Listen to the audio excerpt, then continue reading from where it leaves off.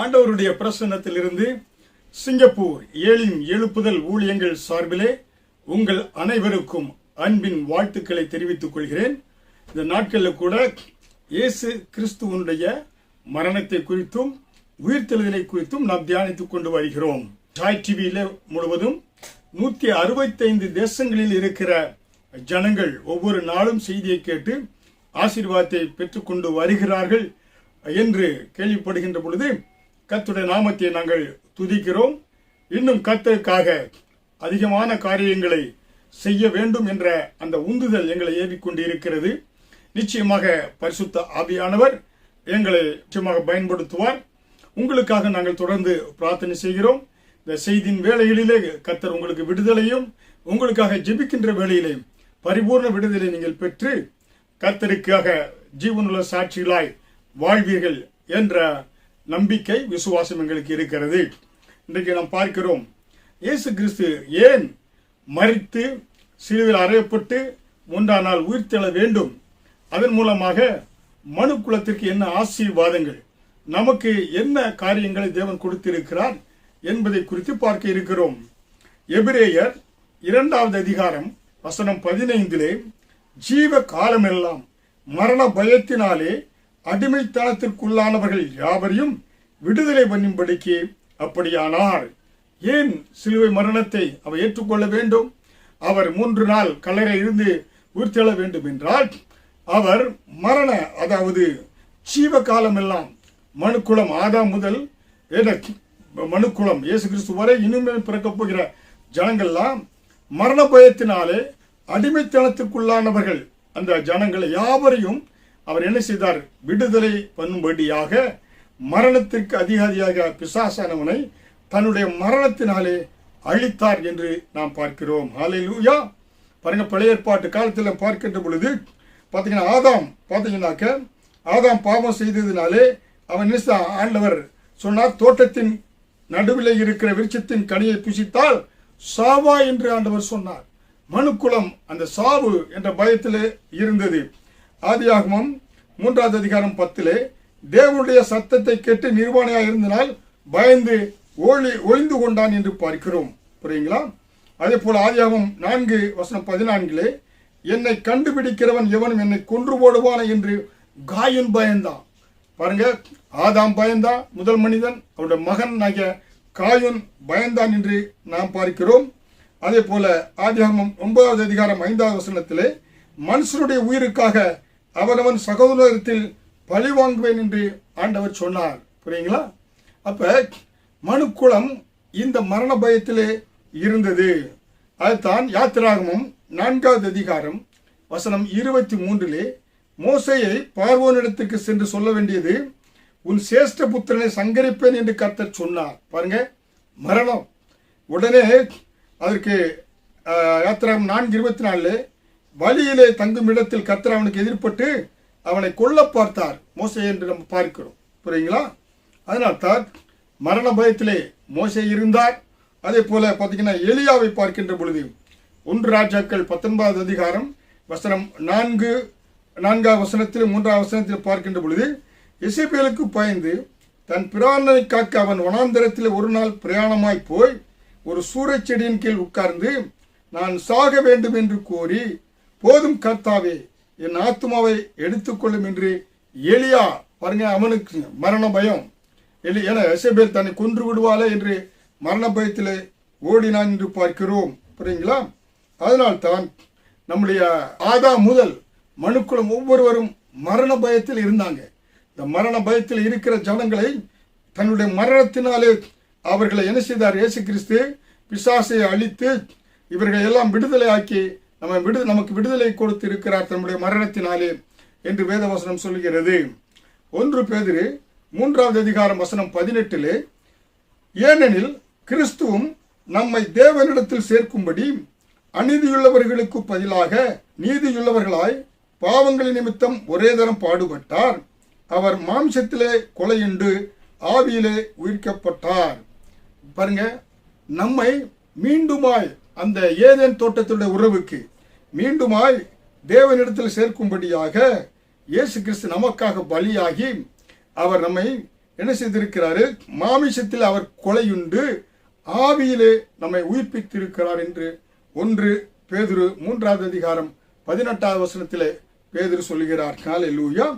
அதனால்தான் அப்போஸ்தலனாகிய பவுல் கூட 1 கொரிந்தியர் 15வது அதிகாரம் வசனம் 3 கிறிஸ்துவானவர் வேத வாக்கியங்களின்படி நமது பாவங்களுக்காக மரித்து அடக்கம் பண்ணப்பட்டு வேத வாக்கியங்களின்படி 3ஆம் நாள் உயிர்த்தெழுந்தார். இப்ப இயேசு எதுக்காக? நம்முடைய பாவங்களுக்காக. பாவம் செய்கிற ஆத்துமாவை சாகும் என்று வேதவசனம் சொல்லுகிறது. பாவத்தின் சம்பளம் மரணம் என்று சொல்லப்பட்டிருக்கிறது. நாம் மரிக்க வேண்டிய இடத்திலே இயேசு நமக்காக பலியாகி நம்மை என்ன செய்தாரே? அவர் நமக்காக மரித்து அடக்கம் செய்யப்பட்டு 3ஆம் நாளிலே உயிர்த்தெழுந்தார் என்று அப்போஸ்தலனாகிய பவுல் சொல்லுகிறார். அப்ப இயேசு கிறிஸ்துடைய கல்வாரி மரணம், அடக்கம், உயிர்த்தெழுதல் எல்லாம் மனுக்குல நமக்காக அவர் செய்தார். நமக்காக பலியானார். நமக்காக மரணத்தை ருசித்து பார்த்தார். நமக்காக அவர் என்ன செய்தார்?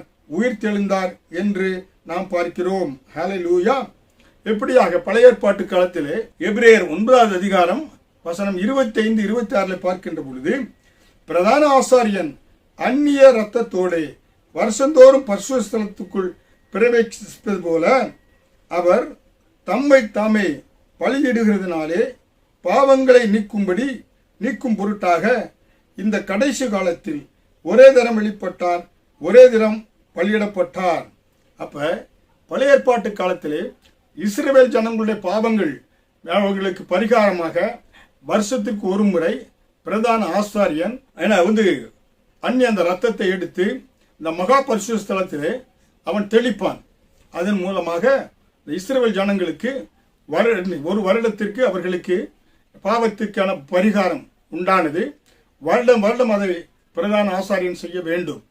ஆனால் மனு குலத்திற்காக இயேசு நமக்காக முழு பலியாக தன் சொந்த ரத்தத்தையே சிந்தி அவர் நமக்கு என்ன செய்திருக்காரு? பாவ நிவாரண பலியை நமக்காக ஒப்பு கொடுத்திருக்கிறார்.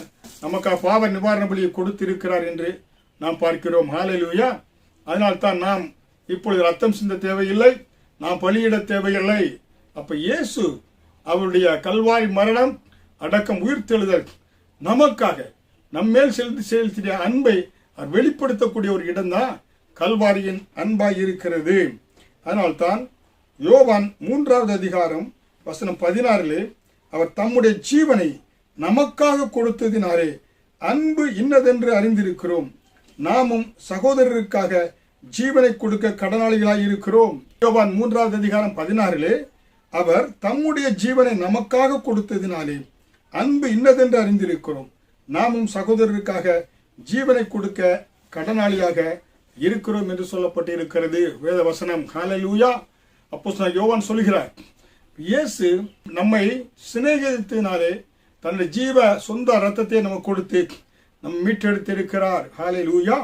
அதனால்தான் இயேசு கிறிஸ்து அவர் பாடுகள், அவர் சிலுவை மரணம், அடக்கம், உயிர்த்தெழுதல் நமக்கு ஆசீர்வாதங்களை கொண்டு வரக்கூடியதாக இருக்கிறது. அவர் இன்றைக்கு எப்படிப்பட்டவராய் இருக்கிறார்? அவர் உயிர்த்தெழுந்தவராய் இருக்கிறார். உயிர்த்தெழுந்து ஜீவனுள்ள ஒரு சாட்சியாய் இயேசு கிறிஸ்து உயிர்த்தெழவில்லை என்றால் கிறிஸ்தவ மார்க்கமே ஒரு முதுகெலும்பு இல்லாத ஒரு மார்க்கமாக இருந்திருக்கும், உயிரோட்டம் இல்லாத ஒரு மார்க்கமாக இருந்திருக்கும். கிறிஸ்தவ மார்க்கமே உலகமெங்கும் பரவி இருக்காது. அவர் உயிர்த்தெழுந்தினால்தான் மற்ற மத போதகர்களோ மற்ற மதத்தை ஸ்தாபித்தவர்களோ அடக்கம் செய்யப்பட்டார்கள், மரித்து கல்லறைகள் மூடப்பட்டதாய் இருக்கிறது. இயேசு கிறிஸ்து ஒருவருடைய கல்லறை மட்டும் அவர் திறந்து வைக்கப்பட்டதாய், 3ஆம் நாள் உயிரோடு எழுந்ததினாலே அவர் திறந்து வைக்கப்பட்டதாய், அவர் உயிர்த்தெழுந்தவராய் இன்றைக்கும் ஜீவிக்கக்கூடியவராய் இருக்கிறார். லூக்கா 24வது அதிகாரம் வசனம் 33-34 அந்நேரமே எழுந்து எருசலேமுக்கு திரும்பி போய் 11 பேரும் அவர்களோடு இருந்தவர்களும் கூடியிருக்கிறதை கண்டு கர்த்தர் மெய்யாகவே உயிர்த்தெழுந்து சீமோனுக்கு தரிசனமானார் என்று அவர் சொல்ல கேட்டார்கள். ஹல்லேலூயா. இயேசு கிறிஸ்து நேற்றும் இன்றும் என்று மாறாதவர். அவர் இன்றைக்கும் ஜீவிக்கிறார். அவர் ஜீவனுள்ள தேவனாய் உயிரோடு எழுந்தவராக இருக்கிறார். தேவதூதர்கள் கூறினாங்க பாருங்க, அவர் உயிரோடு இருக்கிறார். லூக்கா 24-23 தேவதூதர்கள் என்ன சொன்னாங்க? இயேசு கிறிஸ்து உயிரோடு இருக்கிறார். மரணம் அவரை விழுங்கவில்லை, மரணத்தை அவர் விழுங்கி, மரணமே உன் கூர் எங்கே, பாதாளமே உன் ஜெயம் எங்கே என்று சொல்லி மரணத்தினுடைய முதுகெலும்பை முறித்து உயிரோடு எழுந்தார். மரியாள் சாட்சி கொடுத்தார். மார்க்கு 16வது அதிகாரம் வசனம் 11 அவர் உயிரோடு இருக்கிறார். தேவதூதர்கள் சாட்சி கொடுக்கிறாங்க, அவர் உயிரோடு இருக்கிறார் என்று லூக்கா 24:23 அதே போல மரியாள் சாட்சி கொடுக்கிறார். மார்க்கு 16:11 அவர் உயிரோடு இருக்கிறார் என்று சொல்லி யோபு பக்தன் சொல்கிறான். யோபு 19வது அதிகாரம் வசனம் 25 என் மீட்பர் உயிரோடு இருக்கிறார். பாருங்க, யோபுக்கு தரிசனமாகி ஆண்டவரை தரிசனத்தில் பார்த்த யோபு என்ன சொல்கிறார்? என் மீட்பர் உயிரோடு இருக்கிறார். இயேசு கிறிஸ்து என்ன சொல்கிறார்? நான் மரித்தேன், இதோ சதா காலங்களிலும் உயிரோடு இருக்கிறேன் என்று இயேசு வெளிப்படுத்தல் 1வது அதிகாரம் 18 சொல்லக்கூடியவராக இருக்கிறார். ஹல்லேலூயா. இயேசு உயிர் தெழுந்து எவ்வளவு உண்மையான சரித்திரத்தில் உண்மையான ஒரு காரியம். ஹல்லேலூயா. எப்படியாக கன்னி மரியாள் வயிற்றிலே இயேசு கிறிஸ்து பிறந்தாரோ அதே போல எப்படியாக அவர் மரித்து அடக்கம் செய்யப்பட்டு 3ஆம் நாள் உயிரோடு எழுந்தது உலக ஆச்சரியங்களிலும் பெரிய ஒரு ஆச்சரியமாக இருக்கிறது. அதுதான் இயேசு எதற்காக மரித்தார், எதற்காக அவர் உயிர் தெழுந்தார் என்று ரோமர் 14வது அதிகாரம் வசனம் 9 சொல்லுகின்ற பொழுது, கிறிஸ்துவும் மரித்தோர் மேலும் ஜீவனுள்ளோர் மேலும் ஆண்டவராய் இருக்கும் பொருட்டு மரித்தும் எழுந்தும் பிழைத்திருக்கிறார். ஹல்லேலூயா. மரித்தோருக்கும் சரி ஜீவனுள்ளோருக்கும் ஆண்டவர் இயேசு கிறிஸ்து ஒருவரே. பரலோகத்திற்கு ஒரே வழி இயேசு கிறிஸ்து. அதனால்தான் மரித்தோருக்கும் ஜீவனுள்ளோருக்கும் ஆண்டவராய் இருக்கும்படியாக இயேசு மரித்தும் பிழைத்தும் இருக்கிறார் என்று அப்போஸ்தலனாகிய பவுல் வீர முழக்கம் இடுகிறார். ரோமர் 14வது அதிகாரம் வசனம் 9. ஹல்லேலூயா. அதனால்தான் நாமும் இயேசு கிறிஸ்துவை ஏற்றுக்கொண்டவர்கள், நாமும் நம் சரீரத்தை சிலுவையில் அறையப்பட்டு இயேசு கிறிஸ்துவிற்கு நம்முடைய அவயவங்களை சரீரத்தை தேவாலயமாய் மாற்றி இருக்கிறாரே, இந்த சரீரத்தை கிறிஸ்துவுக்காக ஒப்பு கொடுக்க வேண்டும் என்று அப்போஸ்தலனாகிய பவுல் சொல்கிறார். கலாத்தியர் 2வது அதிகாரம் வசனம் 20 என்ன சொல்கிறார்? கிறிஸ்துவுடனே கூட சிலுவையில் அறையப்பட்டேன், ஆயினும் பிழைத்திருக்கிறேன், இனி நான் அல்ல, கிறிஸ்துவே எனக்குள் பிழைத்திருக்கிறார். ஹல்லேலூயா. இப்படிப்பட்ட உணர்வு ஒவ்வொரு தேவனுடைய பிள்ளைகளுக்கு வந்தா சாத்தானை இலகுவாக நீங்க மேற்கொள்ள முடியும். உலகம், மாமிசம், பிசாசின் கையில நீங்க சிக்கி கொள்ளாதபடி நீங்க நினைச்சீங்க, கிறிஸ்துவுடனே நான் சிலுவையில் அறையப்பட்டேன், ஆயினும் நான் பிழைத்திருக்கிறேன், இனி நான் அல்ல, கிறிஸ்துவே எனக்குள் பிழைத்திருக்கிறார். உங்களுடைய சரீரத்தை ஒன்று கொரிந்தியர் நம்ம 1 கொரிந்தியரில் பவுல் சொல்கிறார். நம்ம அதில் பார்த்தோம் என்றால் தேவன் நம்மை தேவனுடைய ஆலயமாக மாற்றி இருக்கிறார் என்று. ஹல்லேலூயா. 1 கொரிந்தியர் 6வது அதிகாரத்தில் நீங்க பார்த்தீங்கன்னாக்க அப்போஸ்தலன் பவுல் சரீரத்தை நீங்க தேவனால் பெற்ற என ஆலயம் என்று சொல்கிறார். ரத்த கிரயம் கொடுத்து விளக்கிரயம் கொடுத்து தேவன் நம்ம மாற்றி இருக்கிறார். ஹல்லேலூயா. அதனால தேவனுடைய பிள்ளைகளா இருக்கிற நாம் இந்த சரீரத்தில் நாம் பிழைத்திருக்கல, கிறிஸ்துவே எனக்குள் பிழைத்திருக்கிறார் என்ற எண்ணம் வருகின்ற பொழுது எந்த மாமிச இச்சைகளுக்கோ பிசாசின் கிரியைகளுக்கோ உலகத்திலே நீங்க சிக்கிக் கொள்ளாதபடி கிறிஸ்துவுக்காக ஜீவனுள்ளவராக இங்க வாழ முடியும். ஹல்லேலூயா. ரோமர் 6வது அதிகாரம் வசனம் 5 ஆதலால் அவருடைய மரணத்தின் சாயலில் நாம் இணைக்கப்பட்டவர்களானால் அவர் உயிர்த்தெழுதலின் சாயலிலும் இணைக்கப்பட்டிருப்போம். ஹல்லேலூயா. பாருங்க, நம்முடைய பழைய மனிதன் ஒருவன் கிறிஸ்துவுக்குள் இருந்தால் புதிய சிருஷ்டியாக இருக்கிறார் என்று 2 கொரிந்தியர் 7வது அதிகாரம் 15 பார்க்கிறோமே. அதே போல அந்த பழைய மனிதன் என்ன செய்யப்படுறான்? மரணத்தோடு இயேசுவோடு இணைக்கப்பட்டிருந்தா உயிர்த்தெழுதலின் சாயலில் இணைக்கப்பட்டிருக்கோம், இயேசுவோடு கூட இணைக்கப்பட்டிருக்கிறோம் என்று ரோமர் 6வது அதிகாரம் 5வது வசனம் சொல்கிறது. ஹல்லேலூயா. அதனால்தான் உலகத்தில் இருக்கக்கூடிய மத ஸ்தாபகர்கள், தத்துவ ஞானிகள் எல்லாரும் இந்த உலகத்தில் வாழ்ந்தார்கள், மரித்தார்கள், அவருடைய கல்லறைகள் எல்லாம் கல்லறை அடக்கம் பண்ணினார்கள். ஈவன் எகிப்து பிரமிடில் பார்த்தா அநேக அந்த பார்வோனுடைய கல்லறைகளாம் பார்க்கலாம். அந்த மம்மிகள் அடக்கம் செய்யப்பட்டு 3000 வருடங்கள் 4000 வருடங்களாக அப்படி இருக்கிறது. ஆனால் இன்றைக்கு இயேசு கிறிஸ்துவனுடைய ஒருவருடைய கல்லறை மட்டுமே அது என்ன சொல்கிறது? திறந்து வைக்கப்பட்ட அந்த கல்லறை என்ன சொல்கிறது? அவர் இங்கே இல்லை, உயிர் தெழுந்தார். ஹல்லேலூயா. அருமையான தேவனுடைய பிள்ளை. அதனால்தான் பார்க்கின்ற பொழுது ஓரல் ராபர்ட்ஸ் என்று சொல்லக்கூடிய அமெரிக்காவில் இருக்கக்கூடிய இந்த ஊழியர் ரட்சிக்கப்பட்ட பொழுது இஸ்ரேல் தேசத்துக்கு சென்று அவர் என்ன செய்தார்?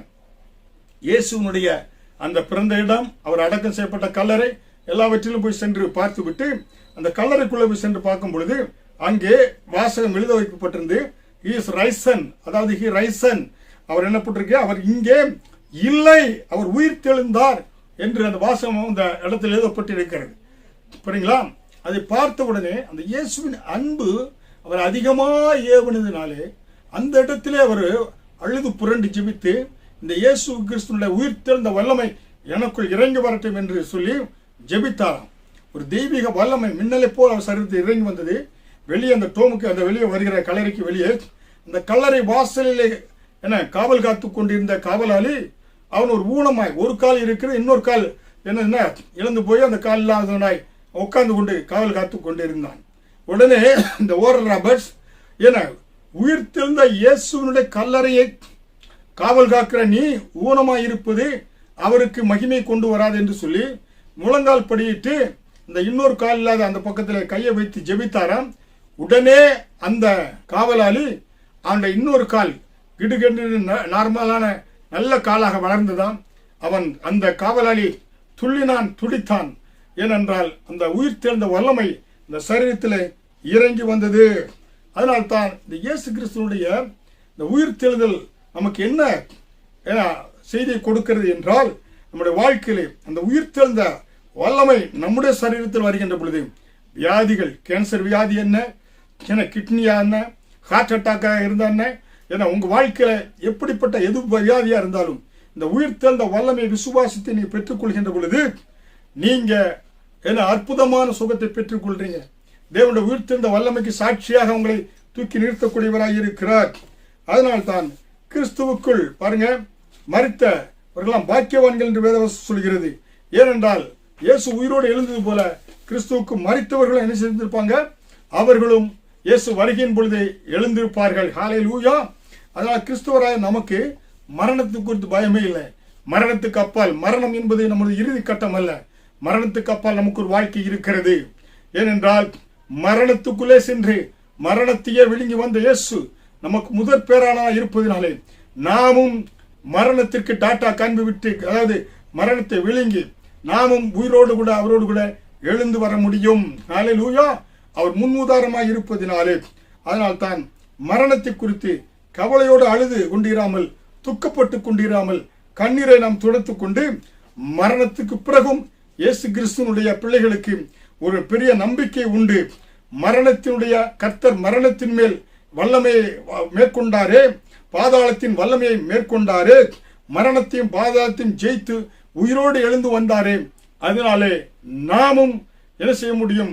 இந்த சரீரம் அடக்கம் செய்யப்பட்டும் மகிமுள்ள சரீரமாய் மீண்டும் என்ன செய்வோம்? எழும்பி வருவோம். அந்த நம்பிக்கை தேவனுடைய பிள்ளைகளாய் இருக்கிற நமக்கு உண்டு.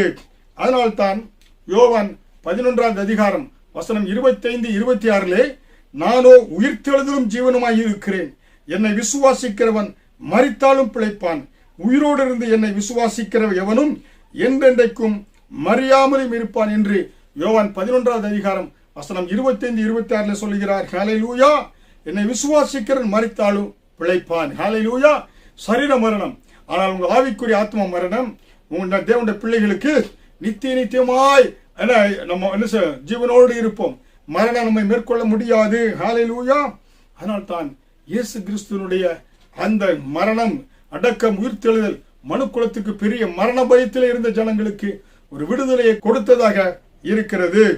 அதனால்தான் இயேசு கிறிஸ்துவை பாருங்க உயிர்த்தெழுந்தவுடன் என்ன சொன்னார்?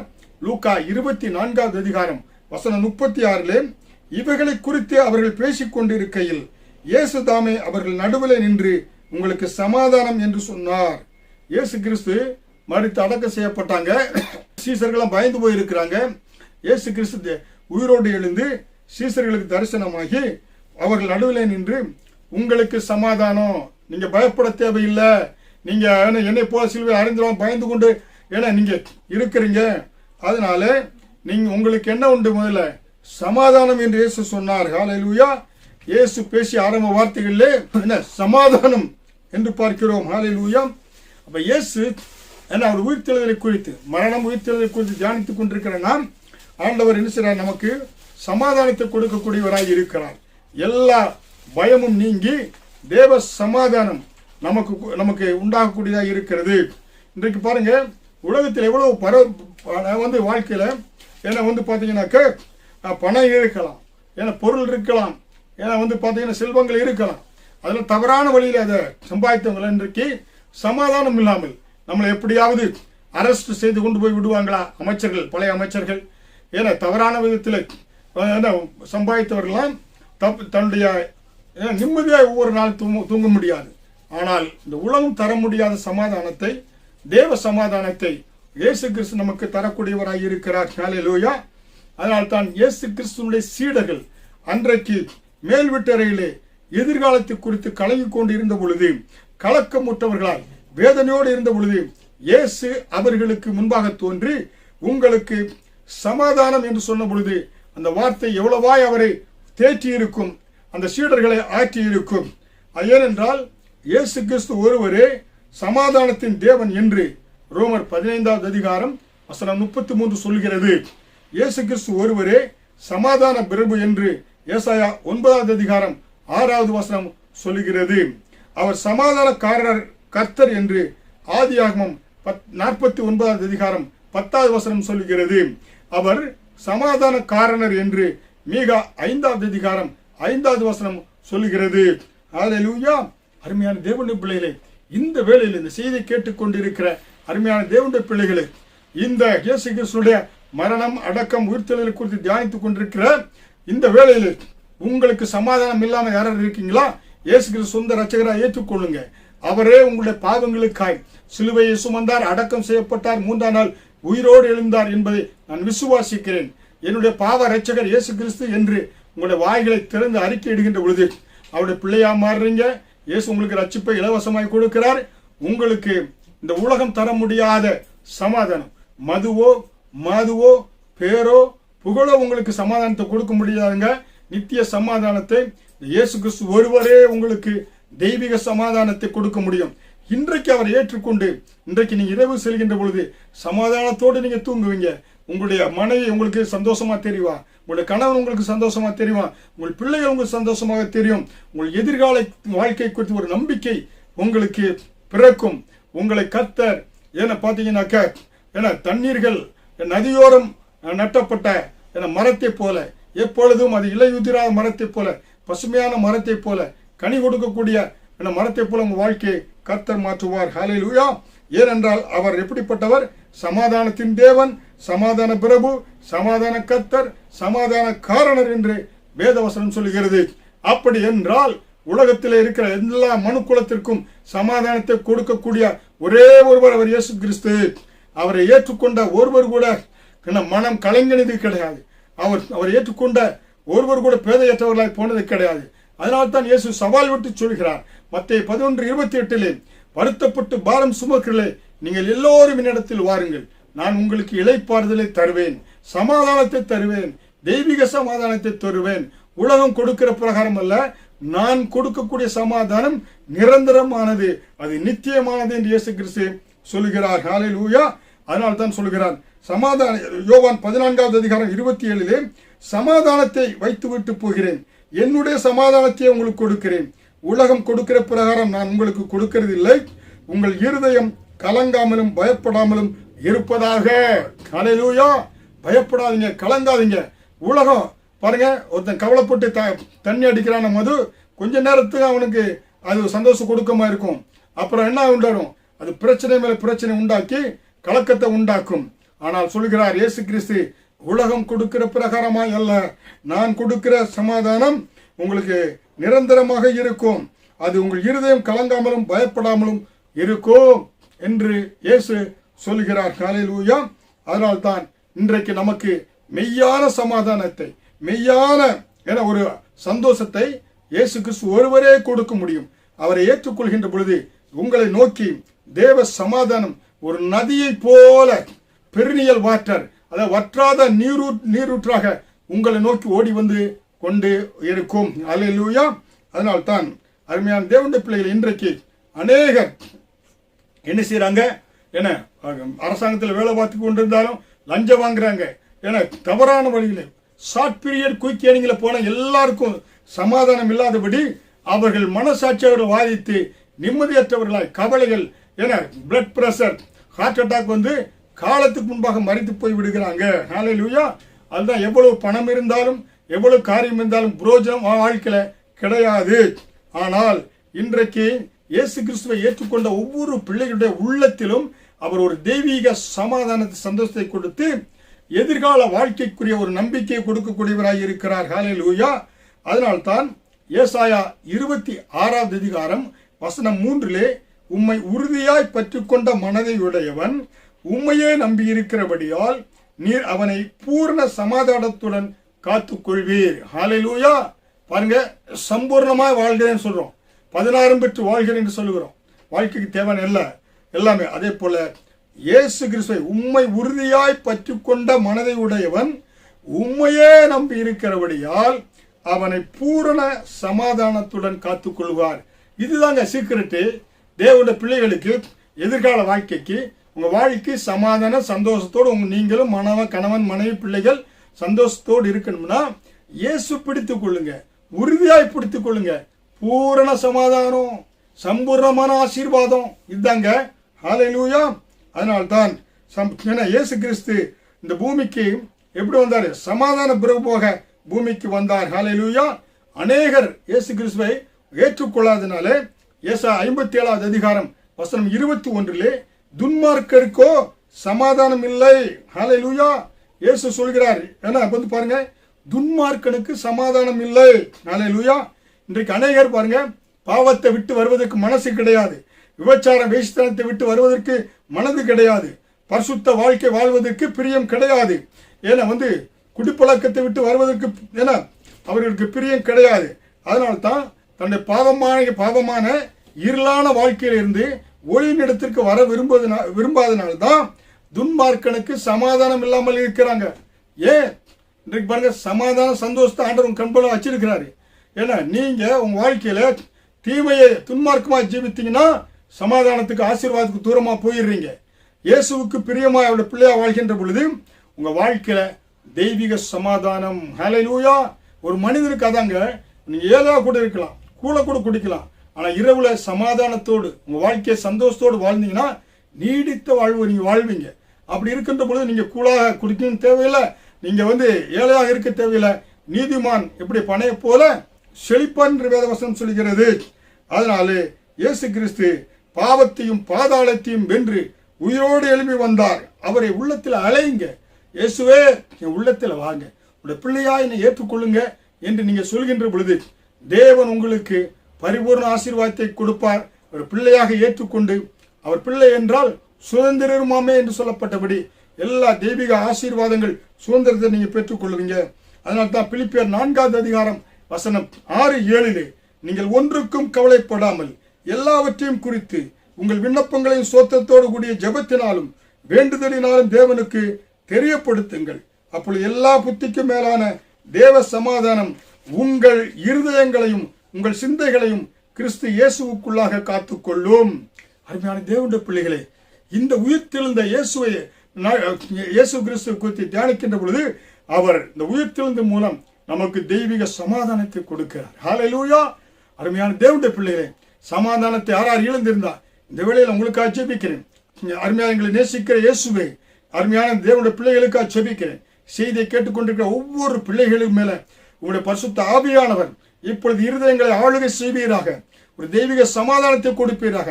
எந்தெந்த குடும்பங்களில் சமாதானம் இல்லாமல் இருக்கிறாங்களோ, குழப்பத்தோடு இருக்காங்களோ, இப்பொழுதே இயேசுவின் நாமத்தில் சமாதானத்தை கட்டவிழ்த்து விடுகிறேன். உள்ளத்தில் ஆளுகை செய்வீராக, தெய்வீக சமாதானத்தை கொடுப்பீராக.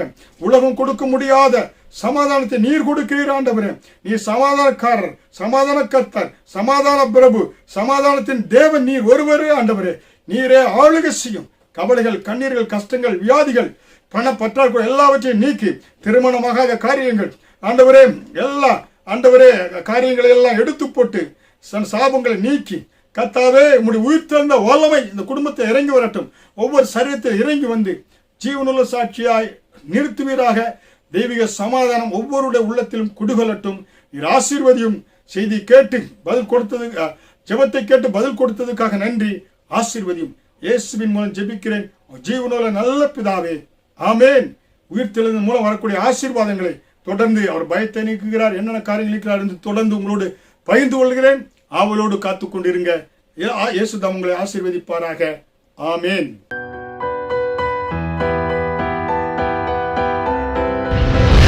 கர்த்தர் உங்களை ஆசீர்வதிப்பாராக.